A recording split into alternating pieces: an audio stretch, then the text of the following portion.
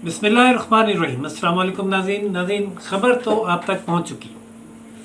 Chief of staff of Tehreek Insaf Shahbaz Gill को ज़मानत पर रिहा करने का हुक्म दिया जा चुका है।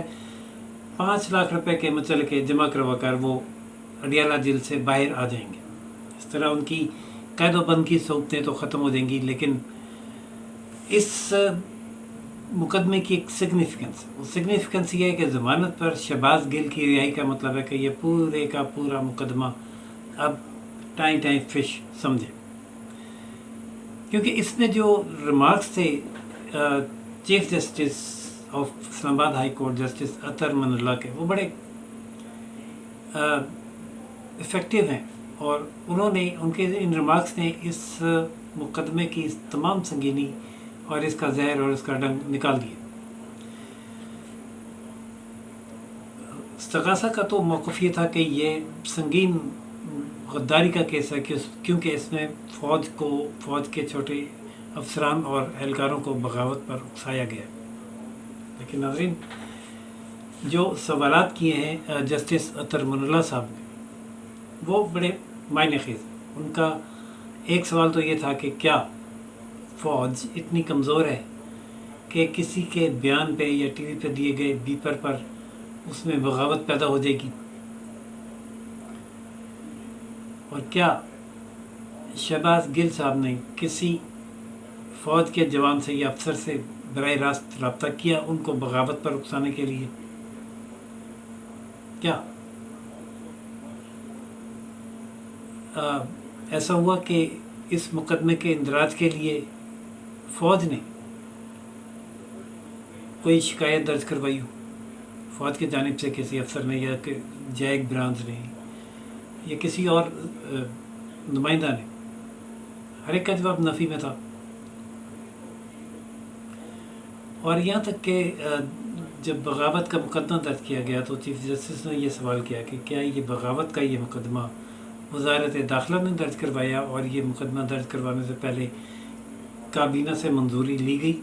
क्योंकि बगावत का जो मुकदमा जो इनके आर्टिकल 6 के तहत दर्ज होता है, वो काबीना की मंजूरी से वज़ारत दाखिला दर्ज करवा सकती है।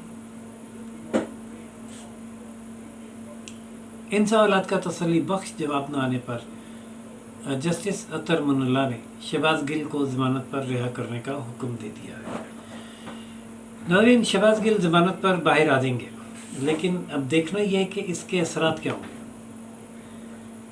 मैं जब जर्नलिज्म में आया तो ये वो ज़माना था तकरीबन 28 साल पहले का, कि जब फ़ौज का नाम लेना तो दूर की बात है, इशारा भी नहीं किया जाता था, और ख़बर यूँ लिखी जाती थी कि हसास अदारे के एक मुलाजिम और हसास अदारे के एक एहलकार ने, मतलब हसास अदारा भी कुछ इस अंदाज में लिखा जाता था कि लोगों को समझ ना आए कि किसकी बात हो रही है, और कुछ बहुत रेलिवेंट लोग समझ जाते थे।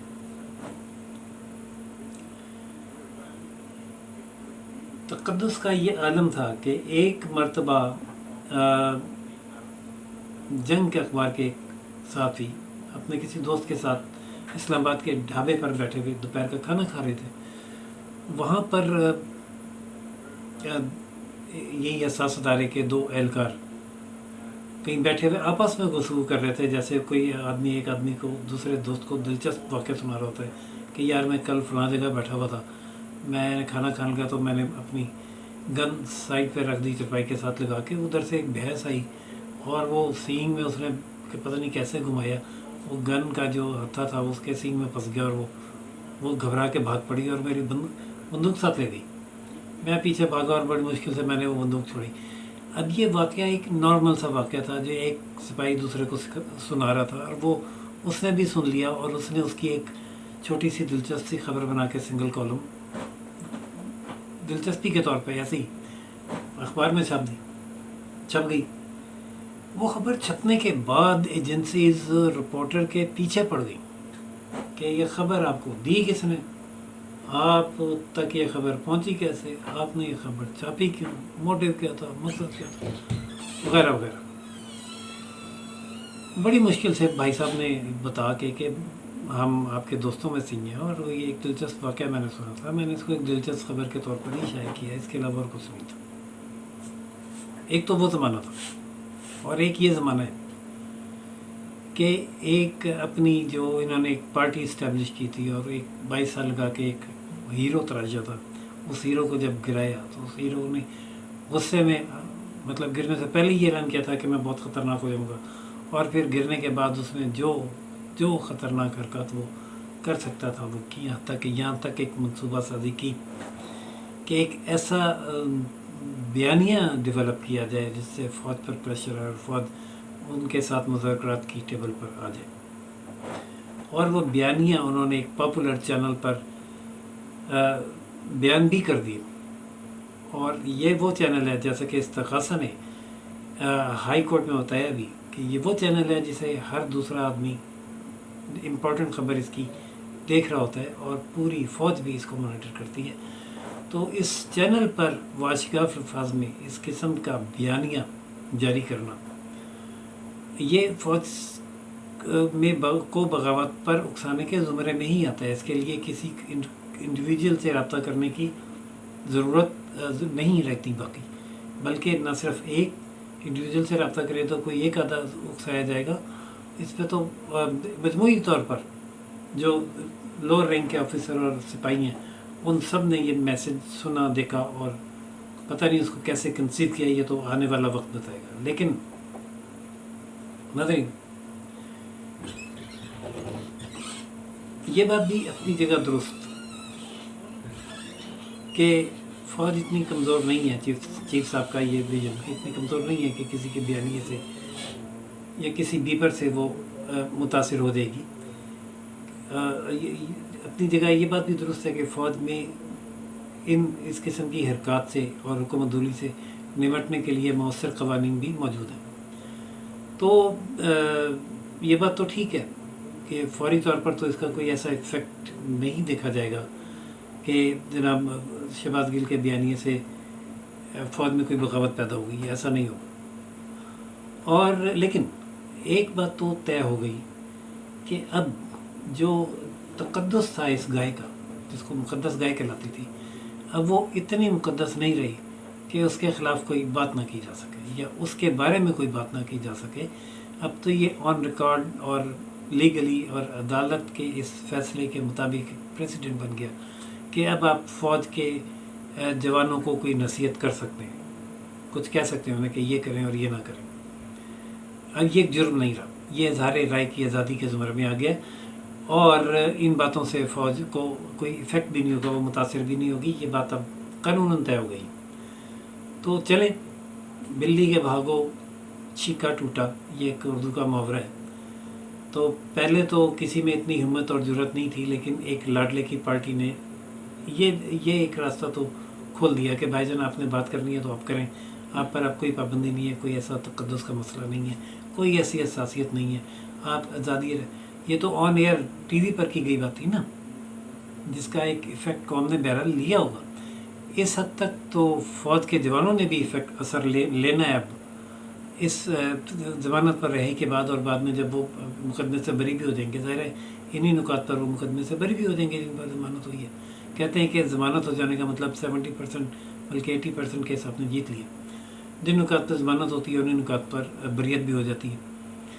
तो नाज़रीन, ये तो वो फ़ौज के जवान और अफसरान सोचेंगे कि इसका मतलब है शहबाज गिल ने बात तो ठीक ही थी किसी हद तक, के सोचना तो हमें चाहिए, जमहूरियत फ़ौज में भी होनी चाहिए।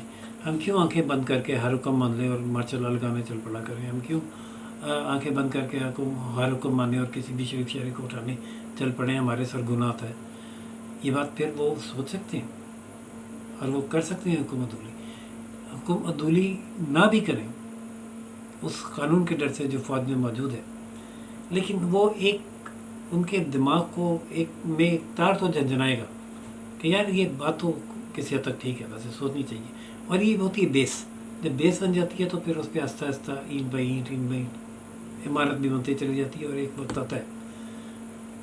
वक्त आता है कि वो तराशा हुआ बुत या एक बुलंद बारा इमारत जो है वो धड़ाम से नीचे आ जाती है। शायद ये प्रोसेस शुरू हो चुका है। बहरहाल हम कौन, हम इंडिविजुअल्स कौन, और ख़ास तौर पे वो कौन, हम वो इंडिविजुअल्स जो जिस बात को सब सच समझते हैं कर देते हैं। तो जिनके एजेंडे हैं, जिन्होंने अपने एजेंडों के तहत मोहरे तराशे, जिन्होंने उनको बनाया चलाया, वो जाने, उनके मोहरे जाने, आइन जाने और ये मुल्क जाने, और हुकूमत जाने, वो हुकूमत जो इस हद तक बेबस और कमज़ोर है कि कुछ भी कर ले, उनकी मुखालफिन कुछ भी कर गुजरे, वो चुसकने के काबिल तक नहीं रहे। ख़ास तौर पर मौजूदा अदालती सेटअप में, जो उनको तो कुछ भी करने पर उनके हाथ बांध देता है, लेकिन मुखालफिन को छेड़ने की इजाज़त तक नहीं देता। क्या ये वाकई ऐसा हुआ है कि पीडीएम बड़ी बुरी तरह से ट्रैप हो गया और अब ये 22 साल में तराशीदा हीरो बुत जो है अब एक ज़िंदा हीरो की सूरत में आगे आ रहा है, और मुस्तकबिल में 2/3 मेजॉरिटी लेकर वो तमाम काम करेगा जिस काम के लिए इसको पाला गया। नाज़रीन, जो भी हालात होंगे उसकी अपडेट से भी आपको आगाह करते रहेंगे, और यकीन कीजिए बग़ैर कोई साइड लिए, बग़ैर लगी लिट्टी रखे, बग़ैर कोई कट लगाए, साफ़ी का काम होता है कि हर किस्म की हालात आप तक पहुंचा दें, आप तक पहुंचाते रहेंगे। अगली अपडेट तक के लिए इजाज़त दीजिए राशिद को। चैनल लाइक, सब्सक्राइब और शेयर करना ना भूलिएगा। अल्लाह हाफ़िज़।